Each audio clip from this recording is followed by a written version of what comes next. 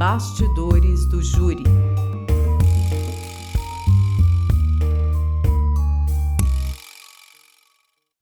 Vocação, entrega, abnegação.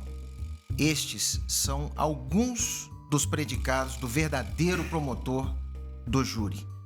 Aquele que se entrega verdadeiramente à defesa da vida no tribunal do júri. Estas são também algumas, dentre outras características, do nosso convidado especial de hoje, Enzo Pravata Bassetti, promotor de justiça e do júri do Ministério Público de Minas Gerais.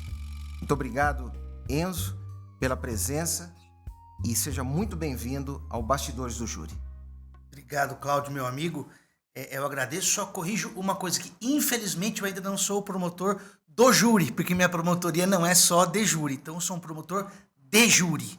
Enzo, me permita dizer e até perguntar, por que o Ministério Público? A gente vai falar daqui a pouquinho sobre um caso concreto. E uma das coisas que aconteceram nesse caso concreto respondem a essa pergunta. Durante a instrução, houve ali um pequeno atrito técnico, jurídico, não pessoal, não briga, entre mim, entre o promotor de justiça e o defensor público.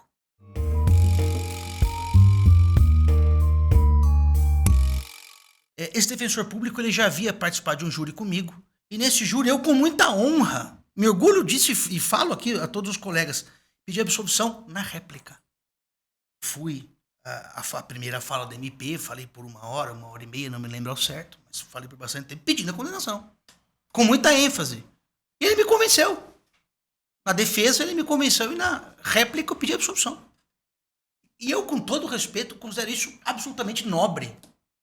É o que se espera de um promotor de justiça. Aliás, é o que se espera de um promotor de justiça que tem mais compromisso com a lei e do que com é certo e com a sua própria consciência do que com o seu próprio ego. Não tem problema nenhum naquilo. Mas durante esse impasse, no júri sobre o qual falaremos daqui a pouco, nós batíamos boca. Ele falou assim, mas vê se não vai pedir absolvição na réplica hoje. Eu fiquei um pouco incomodado. Silenciei. E tem alguns momentos no júri em que o advogado e o promotor também, mas nesse caso, se fosse tal defensor, levanta uma bola pra gente fazer o gol. Eu comecei a fala nesse júri, dizendo, doutor fulano, com todo respeito, fulano é porque não quero mencionar o nome, para não expô-lo. Até porque não fez nada de errado. Só uma constatação. Se o senhor me convenceu, eu volto à réplica e peço absolvição de novo. Sabe por quê, doutor? Olhando para ele. Porque eu posso. O senhor não pode. Se o senhor voltar à tréplica e pedir a condenação, eu sou o primeiro a levantar e pedir a dissolução dos jurados, do conselho de sentença. Essa a propósito, Enzo, e aí eu, antes de falarmos do caso concreto, que é o que nos traz aqui, inclusive, eu pergunto, é a diferença entre o Ministério Público e o outro lado? É por isso que podemos dizer que o Ministério Público fala por convicção e não por conveniência?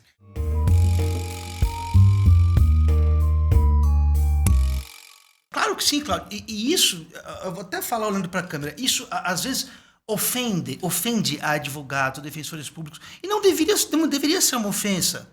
É uma questão de atribuição. Veja, eu entrei na faculdade para ser promotor de júri. Não foi para fazer direito, não foi para ser promotor de júri. Por quê? Porque eu tinha esse sentimento de justiça e eu queria não ter apego ao que o meu cliente fala, por exemplo, ao que um homicida que mente, porque quem tem o maior compromisso com a mentira ali é o réu. O nosso sistema de justiça, os senhores sabem melhor do que eu, ele é uma mãe.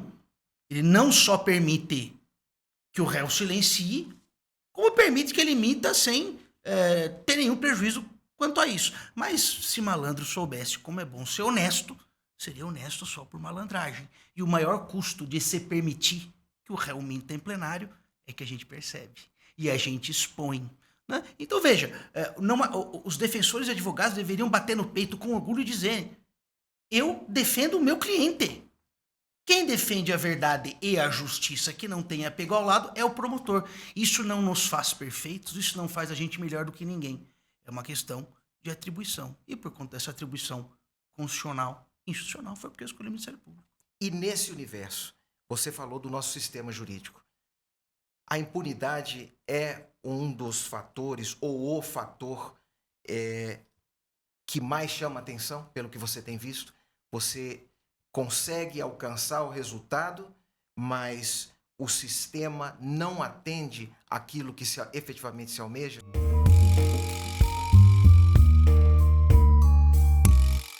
Sobretudo na execução penal. Mas não só. Tem me incomodado profundamente e com mais profundo respeito ainda aos juízes. Mas juízes que têm dado decisões no júri 14 anos e 9 meses. 14 anos e 5 meses.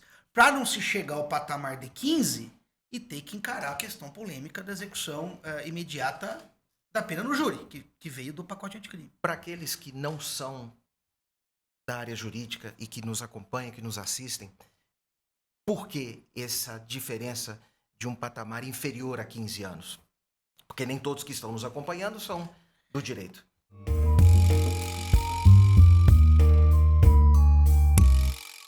Porque, veja, a Lei 13.964, que é o pacote supostamente anticrime, ele disse que se a condenação atingir 15 anos no júri, da reforma, né, o sujeito terá que sair de lá preso. Não preso preventivamente, já preso cumprindo a sua pena. O que se tem feito para não se chegar a esse patamar, para não ter que encarar essa polêmica que vai ser fruto de objeto, vai ser fruto de apreciação pelo pleno do STF, para saber se é constitucional, até já houve uma outra decisão, é não chegar a esses 15 e falar, então não vou prender, responde em liberdade, quando não há os quesitos de uma prisão preventiva. Estou me referindo à prisão-pena. Não é isso? Estou me referindo à prisão-pena. Mas eu, com todo o respeito, e aqui o argumento, a revolta, ela é metajurídica, ela é de fato. Você veja, o júri sobre o qual nós conversaremos daqui a pouco, ele se iniciou às 8 horas da manhã e acabou às 6h30 da manhã. Quase 24 horas de julgamento. Direto, a gente parou uma hora para almoçar. E aí a gente passa por isso, a gente passa por esse martírio, 6 horas, um júri denso, esse processo nos adoeceu. Nós, eu me refiro ao MP, à polícia, talvez até os advogados. A impunidade é de uma estrutura que contamina gigantesca. Então vem desde o processo de conhecimento, não é só da execução penal. Porque quando você chega à execução penal, nós chegamos a absurdos como a mãe que mata, a filha que mata o pai, a mãe pode sair no Dia das Mães. No Dia das Mães. E aqui, alguém que está me ouvindo, a gente fala, mas é a lei. A gente sabe que é a lei. Os promotores estudam a lei. A gente sabe disso. A questão, qual é o sentimento que essa lei nos traz? Chega na sua casa, você advogado criminalista, você promotor, você defensor público, você juiz, você estudante, e fala para o seu pai, e responda para o seu pai essa pergunta: por que uma menina que matou o pai e a mãe pode sair no Dia das Mães? Responda essa pergunta: é porque é a lei. Seu pai não vai se convencer, sua avó não vai se convencer disso nunca, porque nos fere um sentimento quase que primitivo de justiça, e isso não é justo. E o nosso ordenamento reflete inúmeras injustiças, e desculpem a exaltação. Como é que o Enzo enxerga isso à vista de paralelamente, um sistema como o nosso, num país que, segundo dados oficiais, é o país que mais mata no planeta?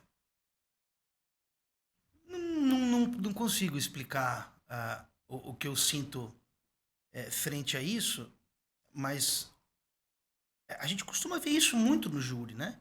E a gente sabe que é só um argumento retórico e que o advogado não acredita nisso. E que sabe que isso não existe, mas o promotor quer que o sujeito cumpra a pena, que fique 30 anos na cadeia, que fique a vida toda na cadeia.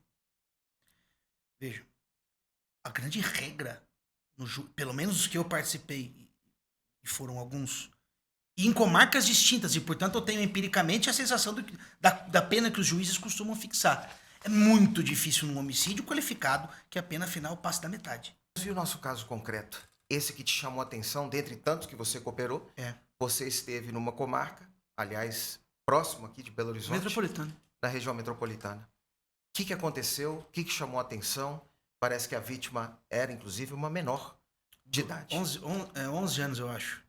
Conta pra gente, na verdade, conta pros telespectadores o que aconteceu. O fato, para começar com o fato.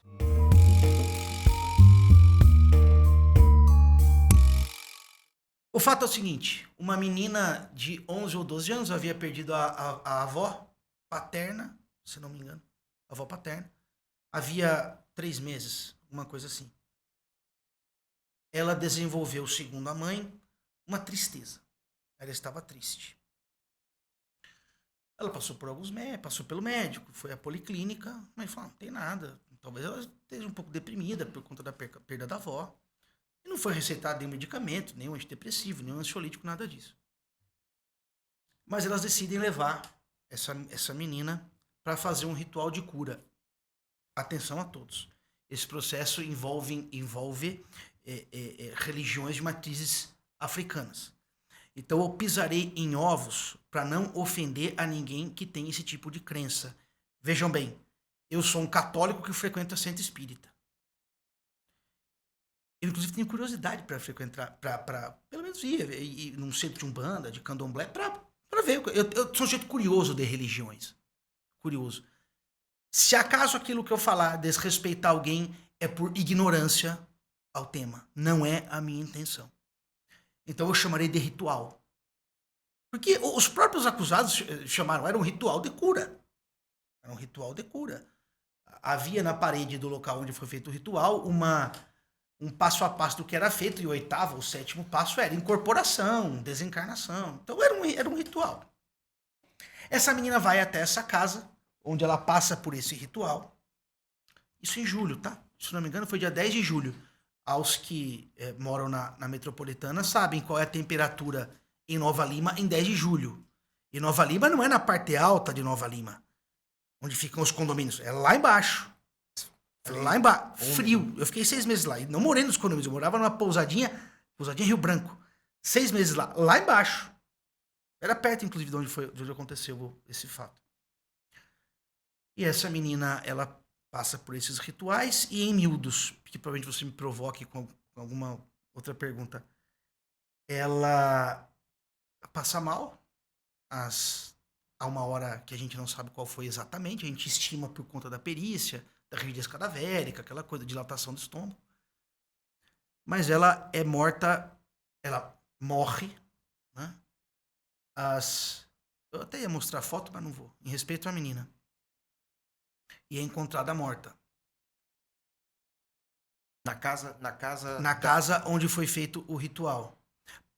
É para os colegas que nos assistem entenderem a condição dessa menina. Alguns de vocês assistiram ao filme O Exorcismo de Emily Rose.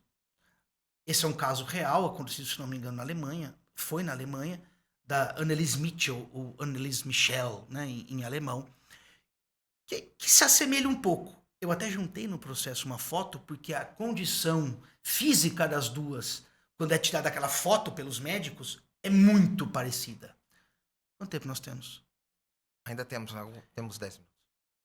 Era muito parecida. E eu juntei ao processo, inclusive, um trecho do que aconteceu nesse caso da Alemanha, porque eu sabia que seria invocado em algum momento ou que seria a minha imputada de que eu estaria sendo antissemita. Que tudo aquilo que a polícia fez, que a PM fez, que a polícia civil fez, que o MP fez, seria só porque seria uma sessão de candomblé ou de umbanda. Eu juntei e falei, não, veja, na Alemanha esse fato aconteceu e envolvia a Igreja Católica. E o padre foi julgado da mesma forma, pelo tribunal do júri, inclusive.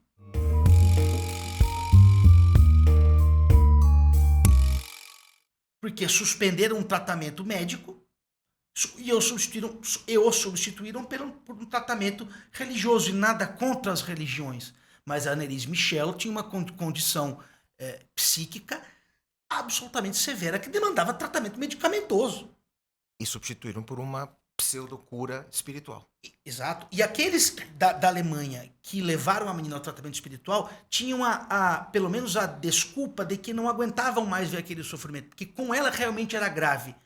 A nossa menina de Nova Lima, segundo a própria mãe, estava tristinha. Não tinha ninguém desesperado, não sabemos mais o que fazer. A Anneliese passou por dezenas de médicos para resolver o problema dela. A nossa menina Giovana estava tristinha.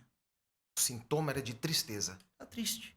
A ponto que, segundo consta, chegaram a dar antidepressivos. Não foi uma situação dessa? É aí que a gente vai chegar. Quando eles chegam as duas, a mãe, só para vocês entenderem, o júri que eu fiz foi da mãe e da irmã, que responderam na modalidade omissiva imprópria, né? Porque não agiram da maneira que poderiam e deveriam agir, um crime comissivo por omissão.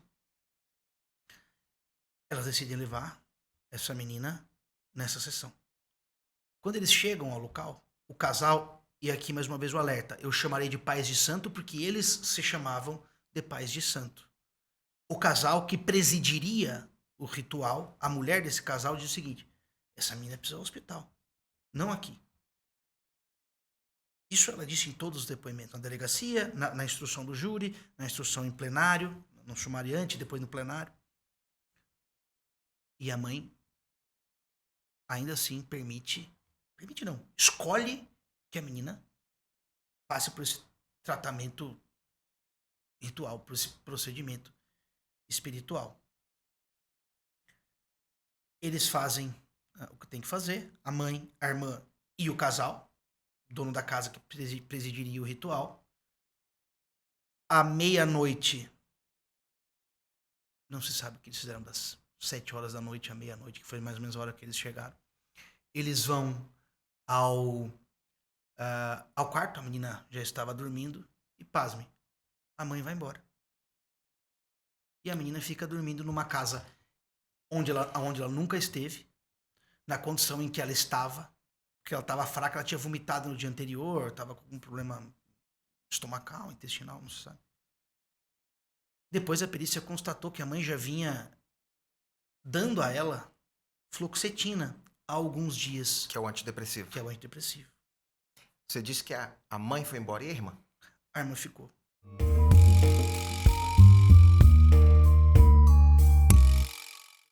E fica a filha dormindo, segundo a própria irmã irmã da vítima, dormindo com a menina aqui. A câmera não tá pegando em mim agora, mas dormindo com a menina nos ombros, no ombro direito. A menina, ela é encontrada às 5h20 da manhã, porque é a hora que o despertador da irmã, que dormiu junto, trabalhava. Ela foi encontrada urinada, um vômito que se assemelhava a um sangue coagulado preto.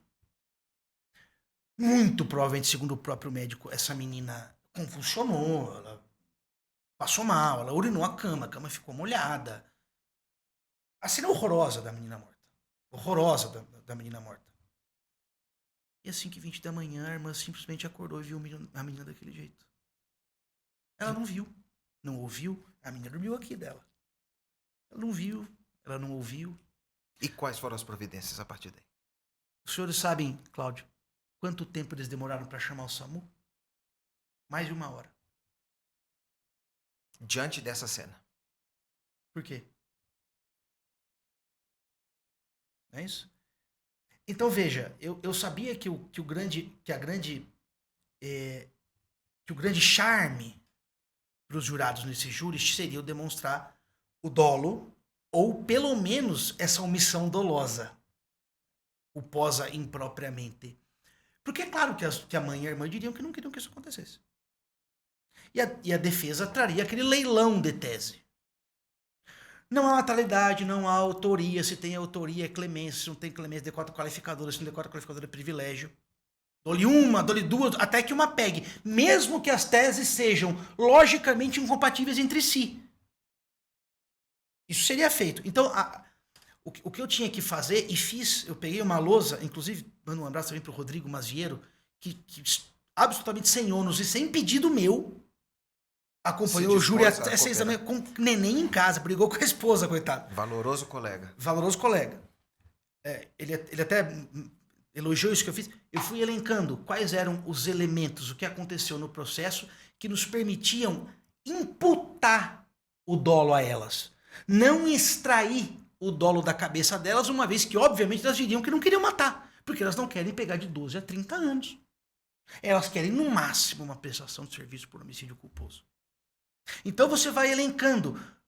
1, por que levou a menina lá e não no médico? 2, por que deu a fluoxetina? 3, por que a mãe foi embora às 2h30 da manhã? Isso na bilhetagem das extrações do celular da irmã. Aparelho de celular. Às 2h30 da manhã, a irmã que ficou com a irmã vítima, a irmã Ré, que ficou com a irmã vítima, manda mensagem pra mãe assim, a fulana, não vou mencionar o nome, eu vou mencionar, minha menina, Giovana está delirando. Giovana está delirando. Sabe o que a mãe faz? Sabe o que a mãe faz? Continua a dormir. Desliga o telefone e volta a dormir. Perícia feita. Essa menina foi encontrada, eu agora até devia ter rememorado, mas não me lembro. Mas ela foi encontrada com algo perto de 15, alguma coisa desse gramas por Litro de sangue. por litro de sangue, de álcool por litro de sangue. O que para uma menina de 40 e poucos quilos, 11 ou 12 anos, não me lembro exatamente, acho que eram 12 anos. É uma quantidade absurda. Isso equivale, também tinha no relatório da polícia, a um copo de 200 a 250 ml de álcool. Vejam bem, de álcool, não de cachaça. 250 ml de álcool é provavelmente mais do que tem numa garrafa de cachaça. Você pega uma garrafa de 200 ml, ela tem 40% de teor alcoólico. Então imaginem uma garrafa de cachaça no organismo dessa menina. E mais, 300, alguma coisa unidades, não me lembro a unidade exata, de acetona no corpo. Que, segundo a perícia oficial, causou um colapso nessa menina. Inclusive, a defesa dizia que não havia materialidade, porque não se sabia do que essa menina morreu. Ora, como não, a perícia era clara. Ela morreu de uma mistura fatal, somada à omissão da mãe e da irmã, que permitiram que ela ficasse lá doente, que permitiram que desse chá de boldo e banho de pipoca, literalmente, nela, no frio de Nova Lima, de julho à noite de madrugada. Que permitiram que isso acontecesse. Uma mãe que ouviu que a menina estava delirando e não foi até a casa ver o que aconteceu. Uma mãe que permitiu que a menina ficasse lá. Uma irmã que demorou 1 hora para chamar o SAMU. Então vejam, esses são elementos que você vai colocando numa tabela, e aqui a gente menciona o professor Wagner Marteleto, professor Eduardo Viana, Márcio Chilé, Luiz Greco, que tratam do dolo sem vontade, mas de um dolo normativo, né? Você vai elencando esses fatores externos, esses indicadores que nos permitem, desculpem a redundância, indicar, imputar, atribuir o dolo a alguém. Essa conduta, ela tem um grau de risco alto o suficiente para se dizer que houve dolo?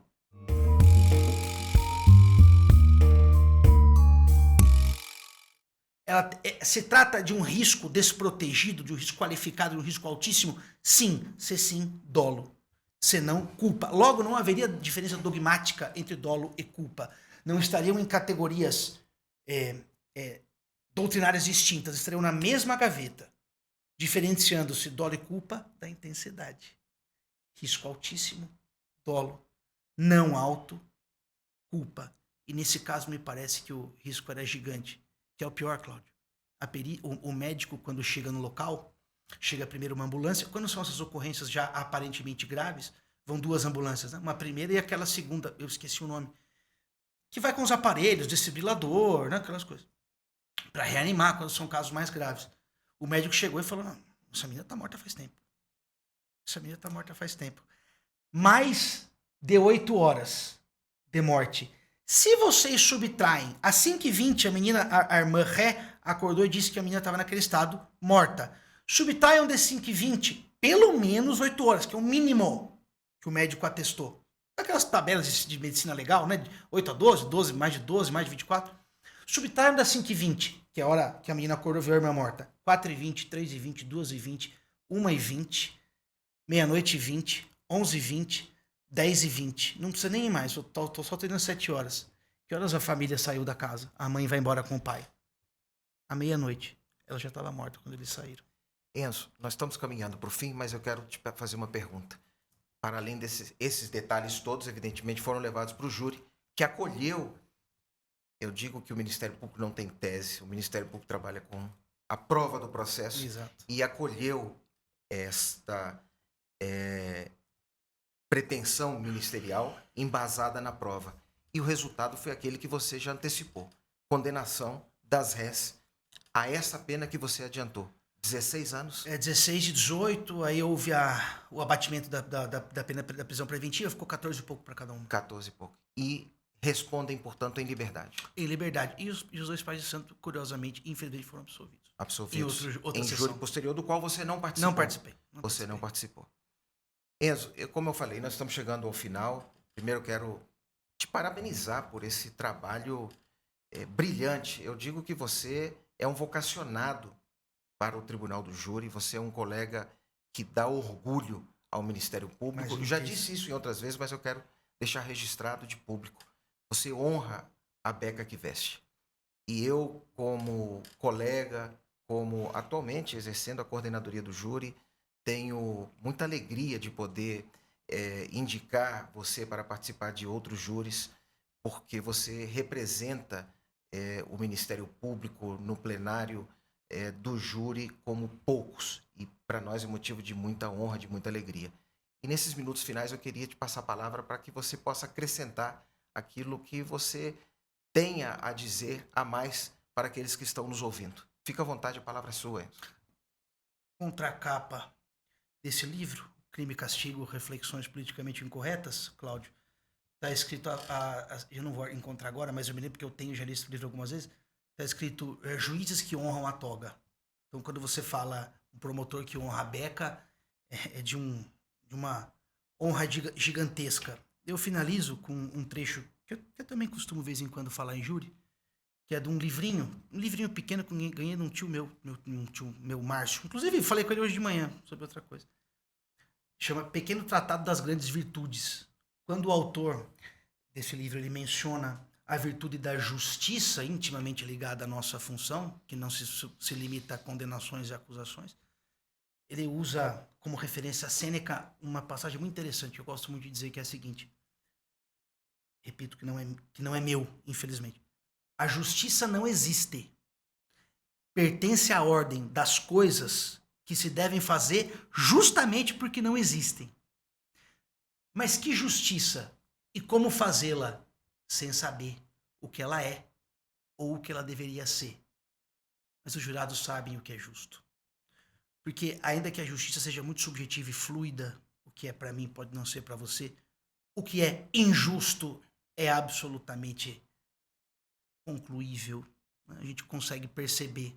E o jurado sabe que, por exemplo, matar uma menina de 12 anos levando-a a um ritual, seja ele de que natureza for, que fosse numa roda de conversa, que fosse numa sessão de aplauso ao sol, ao pôr do sol, que fosse num debate de matemática ou numa roda de ateus, não se mata uma menina de 12 anos. Obrigado a todos, obrigado, Cláudio, pelo convite. Obrigado a você, Enzo, obrigado por nos ceder um pouco do seu valoroso tempo. Obrigado a você que esteve conosco durante esse tempo, nos acompanhou, e aguardo a sua companhia no próximo programa, no próximo Bastidores do Júri.